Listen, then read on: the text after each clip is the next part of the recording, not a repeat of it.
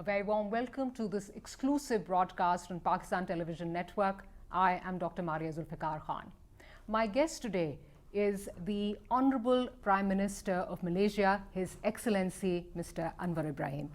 Excellency, it's a pleasure to have you here with us, and let me begin by welcoming you to Pakistan and also by saying that thank you for making time for this broadcast, because I know you've had a packed schedule. You've delivered a phenomenal lecture on Iqbaliyat, so thank you for making this time. Let me begin by saying that you are considered a friend of Pakistan. People here view you very differently than other leaders in the region, and you visited Pakistan on multiple occasions. How do you perceive the country? Well, the country has enormous potential, there's no doubt. I remember being active as a youth leader in the 70s and in the government in the 80s. Pakistan was phenomenal. Education, research in science, and nuclear capabilities. And we look up as to Pakistan in terms of economic potential, trade, and cultural, educational. And to me personally, of course, beyond that, because in terms of my intellectual pursuit and interest, it will be the great Allama Iqbal, and in terms of the role of a great statesman of the century of Qaid al-Azam Ali Jinnah. So, but of course, there was some turbulence and it takes time to restore the general confidence.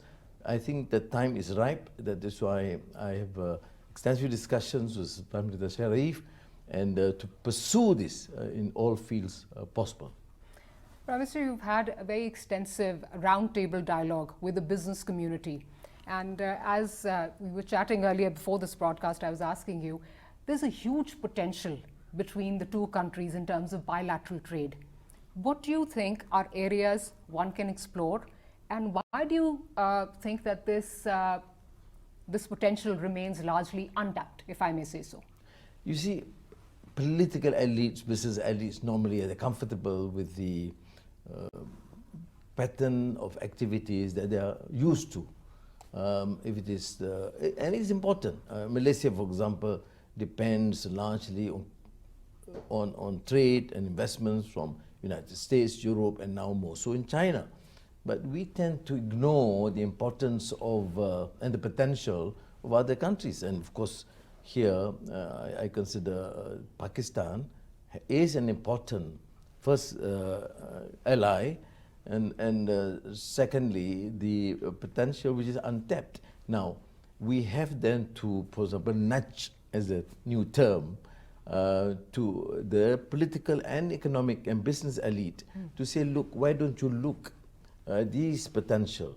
And I've, of course, in the briefings, I've looked at the potential in terms of minerals, in terms of food, technology, in terms of industry, in terms of, so there's so many areas, even new energy from Pakistan. And from Malaysia now, as you know, has become a hub for semiconductor industry. Yes. And the huge investments in that field.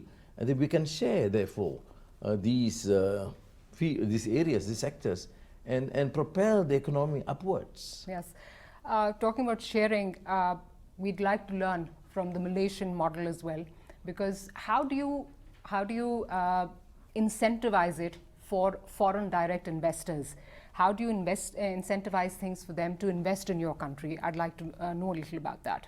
No, we can learn. I mean, in many ways, we have benefited immensely from the exposure to the Pakistani initial experience. But now, of course, Malaysia, in terms of IT, digital, and semiconductor, of course, we were quite ahead in the region.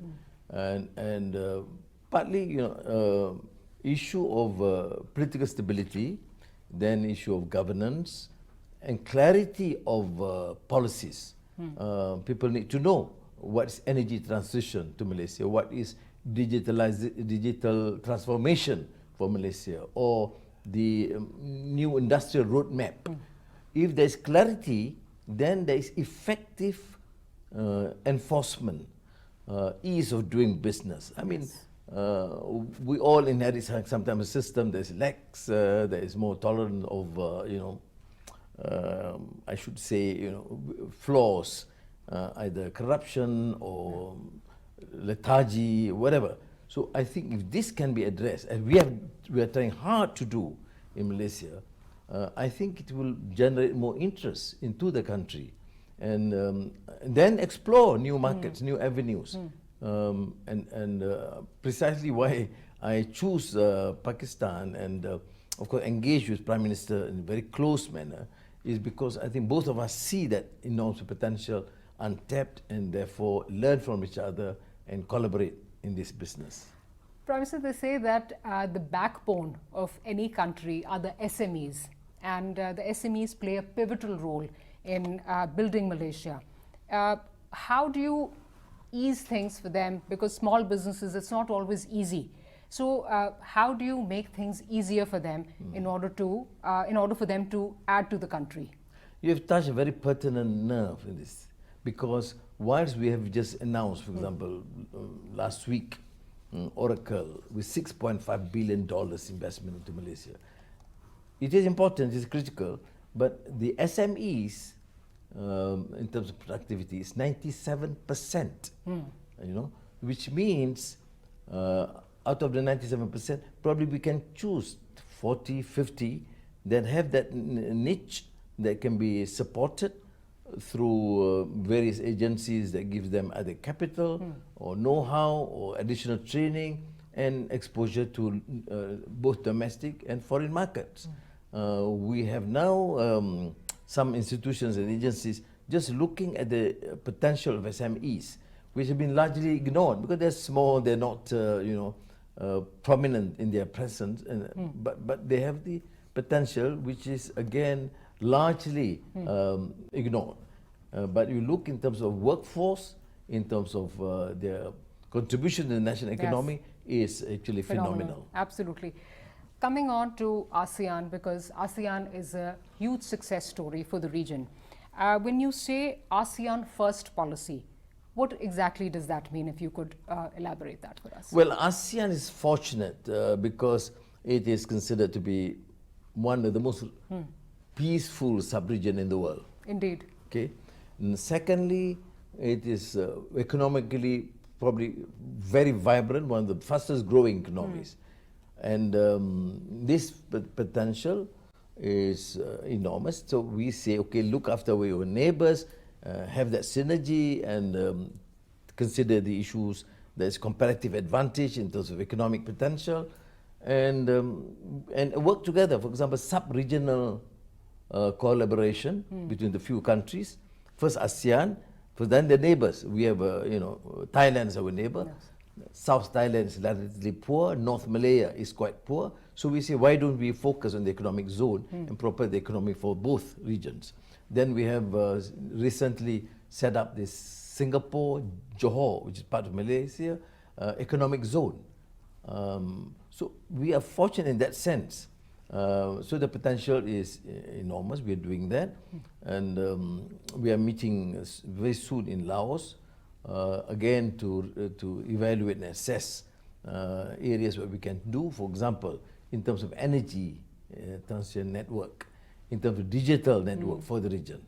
So when I assume the chairmanship by the end of this year, then my focus will be in this new territory, including energy and digital. Clean energy, moving towards green energy, right? Yes. One issue that I think, of course, like you highlighted, that there's a lot of potential. There's a lot of potential in trade between the two countries, but also I was listening to your ambassador, and he spoke about Pakistan taking advantage of the ASEAN network. How do you think that can be facilitated? Well, ASEAN is an open trading regional group, and our focus, of course, to ensure that we remain neutral. So centrality, as we term it, is our focus. So we continue to engage with East and the West, and with all regions. and not to be dragged by the superpower rivalries or problems. Although we have to deal with it at times. We have differences, strong differences with the United States on the issue, for example, Palestine and Gaza. But that's not deter our continued trade, bilateral, diplomatic relations, and also having them to invest in the country. There are still issues around the South China Sea, but I see don't only focus on China, because as a country, maritime nation, we have issues with all our neighbors, but we don't need to fight over them. We just negotiate and have even sometimes protracted We need to agree to disagree. Yes. And similarly, so we don't take that offensive view. I mean, we consider China a very important trading partner, friend, and we have not encountered any problem. So don't impose or dictate. That's our position. Now, and so now we are moving even towards other countries, to Australia, to India, and now to Pakistan. And I'm, as you know, I mean, I will even engage with Bangladesh in that sense. So we will open up avenue, and I've assured Prime Minister Shahbaz Sharif that is open not only to Malaysia, but you can use Malaysia as a hub for the region. Talking about including other countries, inclusivity, Pakistan's been vying to become a full dialogue partner in the ASEAN. How does Malaysia view that? Malaysia is supportive, because our position is to engage, to open up. I was even in Vladivostok on the issue of discussing with President Putin on the entry to BRICS, and of course I've been invited to Kazan to attend, first as a partner member before ascension to become full members. So we have that open view, but then to finally decide will be this consensus within ASEAN. Moving on, like you just said, we have issues within the region, even with the United States. A big, I think, bone of contention, as you rightly mentioned, is of course the Palestinian issue, the Gaza issue, and I think both our countries, Pakistan and Malaysia, they haven't shied away from voicing their concerns in terms of the conflicts that plague the Muslim world. As the Ummah, Muslim Ummah, what do you think is lacking in our Muslim countries for us to be able to address these issues? Because many a times we look towards OIC, and then we're not too happy with the performance of the OIC. So how do you think those issues can be addressed? Well, Prime Minister of Pakistan made a very compelling case at the United Nations General Assembly, and I must commend him for that strong, affirmative position on the issue of rights and the issue of dispossession, of issue of continued genocide, aggression, atrocities. But of course, you can't expect only the Muslim world. Many of these countries, including Malaysia, are friends with the United States. So we're just appealing to the United States to at least have a consistent, coherent policy, and not to continue with this contradiction. And sometimes some countries in the West, the hypocrisy about human rights and democracy, and you continue to allow dispossession, colonialism, genocide in other countries. So that's the best we can do to continue to engage with our friends and to tell them, look, no more hectoring or preaching about democracy or human rights when you don't seem to be consistent and coherent in your message and your action. Coming back to the OIC, because it began as a very promising forum. And I mean, today, the younger generation, of course, this is the digital age, and the younger generation sees a lot on social media. There's not a lot that can be, hidden. They're very disenfranchised with the OIC. What would you say to that? Do you think the OIC can do more, or perhaps, one shouldn't expect too much from it? Well, OIC is an international organization. It depends on countries, member countries. And if member countries does not show that sort of a firm commitment to collaborate and work together, and that's it, you say, That's why Malaysia and like Pakistan, although we are very supportive of the OIC, we continue bilateral, multilateral arrangements that could effectively benefit and probably be more useful in terms of affecting the change. But people tend to be critical. Me too. I mean, probably before I assume. I would say I'm disheartened. More, yeah. Yeah, I mean, and legitimate expectations. Yeah. Because people say this group of nations are powerful economically, etc. But then they're not doing enough. But then they means, you know, members. The OIC. OIC is an international forum. Yeah. So I don't think it is just fair to cast aspersion against OIC, but then probably to make sure that they provide adequate forum to ensure that countries collaborate and takes a firm position. Because I can understand why people feel disillusioned, and some younger Muslims are even cynical about the whole raison d'etre of the establishment of such an important organization. But the reality strikes hard that, which means every country, I sense therefore that let me put my house into order, let me focus on economic stability, improve my governance, and let me do my bit. Focus on my economic policies so that the economic fundamentals are great, then collaborate with countries as friends and to help one another. Sure. When we began, before this interview, we were talking about regional connectivity, and you said, you know, I was talking about SAARC, and I asked you, comparing it to ASEAN, it has not been able to achieve the same motives. Having said that, a large part of it is, like you pointed out, the regional stability. ASEAN region is very stable, and you know, we perhaps in our part of the region, we need to learn from that. I think a burning issue, which I think contributes to this instability, is the Kashmir issue, which remains unresolved for the last 77 years, and now there's systemic human rights violations there as well. What does Malaysia feel about, how does Malaysia feel about the Kashmir issue? No, Malaysia has, of course, expressed our concern on human rights all over the world. I mean, respective whether it is in Gaza or Kashmir or even excesses among our minorities, even in our country. So I think in that sense we are consistent. Although we understand the limitations in terms of domestic policies, but that does not stop us from at least expressing some of our concerns affecting minorities all over the world. I mean, when I hear, for example, in Malaysia, complaints about treatment of either Christians or Hindus, it affects me, and I think it compels me to take strong measures to avoid these excesses. So similarly, I expect other countries too, whether they affect minority Christians or minority Muslims, to do likewise. And I think people do understand where I come from.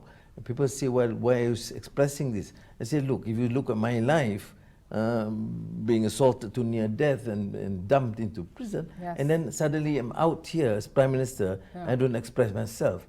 I mean, they say, what's wrong with this guy? You're there for a larger reason, for a bigger reason, Yes, it is I should say, not only a moral imperative, but it's just a personal sense of conviction. Right. Talking about, you know, our people, Malaysia is home to over 150,000 Pakistanis, 170,000 I believe is the right number, and they're doing their part and productive members of the Malaysian society. For those watching you today, what would you like to say to them? No, I take a very I should say, liberal, open view. You know, in the initial period, many Pakistani professionals were there. Doctors, lawyers, engineers, and professionals in all fields, and business community too. Then, of course, we do recognize that.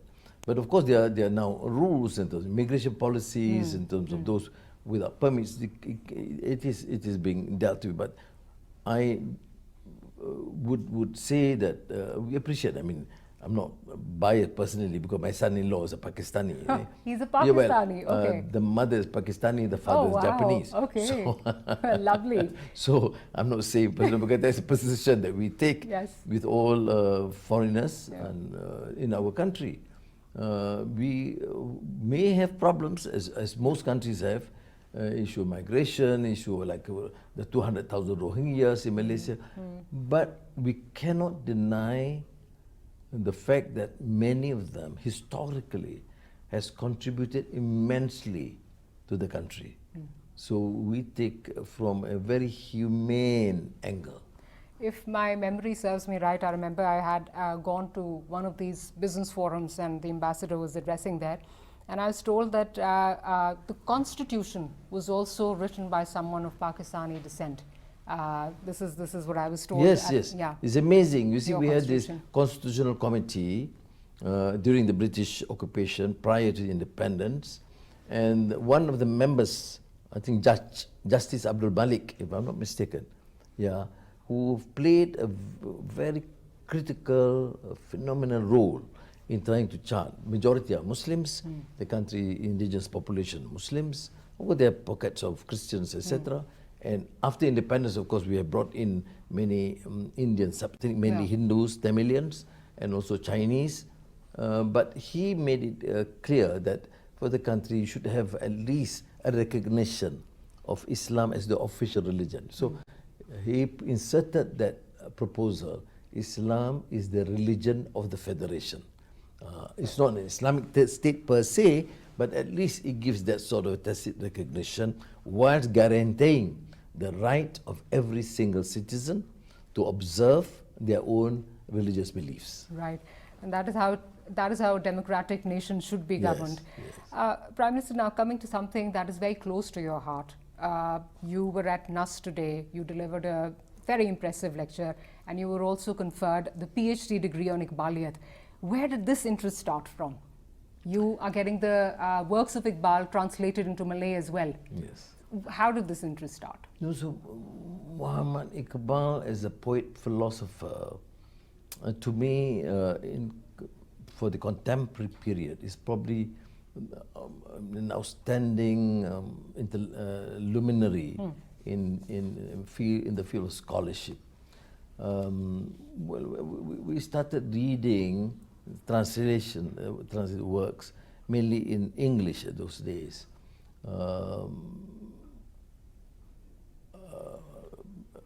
Some of the works, although originally Persian or Urdu, but I feel unfortunate that we don't master these languages, except Zindagi and Muhabbat, as you know. But the message is compelling. Yeah. You know, Divine Asrari Hudi, for example, is the self. Then Jawab Shikwa, then the answer. Then when I went to university, then we started being exposed to the reconstruction of religious thought in Islam, which is to me an intellectually profound, compelling work, outstanding in nature, that compels us to think what is taqleed, what is tajdeed, what is subjugation without thought, and what is renewal, and forcing this tradition of knowledge and creative thinking, which is a major problem in the Muslim world at that time. And he had the foresight and the vision in those days, and which is so relevant now. So if for example, I used to teach even in the States, Georgetown University, for example. Some of my students, when they start asking about Islam, I say, read this book, and we discuss next week. You see, because that to me is just outstanding. It's outstanding. I mean, I can go on. So Please go on. You see, he has this mastery of knowledge of what Western thought is all about, okay, particularly German. But he has also imbibed his very spiritual Islamic understanding, which is full of knowledge and wisdom, not the obscure or should I say, obscure, narrow-mindedness, which we have to Progressive counter. mindset. Very progressive, Yes. encourage thinking, but at the same time very grounded in the fundamentals of Islam. Yeah. And then after that, having said that, then virtually provoke the mind, compel us to think and rethink. Yes. And in order to succeed, it must be through scholarship, knowledge and understanding. And to my mind, in fact, since the 80s, we have had series of seminars, a huge seminar those days, Iqbal and Asian Renaissance. Ah. You see, that was my theme at that time. Okay. And that time we even got Javid Iqbal to attend the conference. And I think, like you mentioned, in this day and age where the religion is so misunderstood, here comes a man with a very progressive thought, and not now, it's, dating back years and years, and that is the true representation of Islam. Unfortunately, we're coming towards the end of this interview. Just one message. I wanted to ask you this. You grew up in a country that had just acquired independence. And of course, it comes with its own perils and its own challenges. You saw this country rise. For the youth of Pakistan who are, perhaps disenfranchised or a little impatient, what would you say to them? What message would you give to them? First, acknowledge that they are the future, but they may be prepared. Knowledge, understanding, and patience and wisdom. How do you affect change? It's through understanding, imbibing knowledge. I always use when they come in, is assimilation of knowledge is a must. But for what? To disseminate truth and justice. So, well, I've been involved in the youth and students movement a long time. Somewhat a bit radical, but I think I cannot dismiss the importance of knowledge, wisdom, and patience. And key being patience. Yes. Yes. Because if you affect change, it must be through certain processes and winning the hearts and minds of the people, not only to the subject of the core students or youth. It's got to be people-oriented. Right. But otherwise, I think let the youth answer the question, because I don't qualify anymore. So thank you so much, Your Excellency, for making this time, and I'm really honored and privileged for this opportunity. Thank you. Thank you very much. Thank you. Thank you, Hafiz.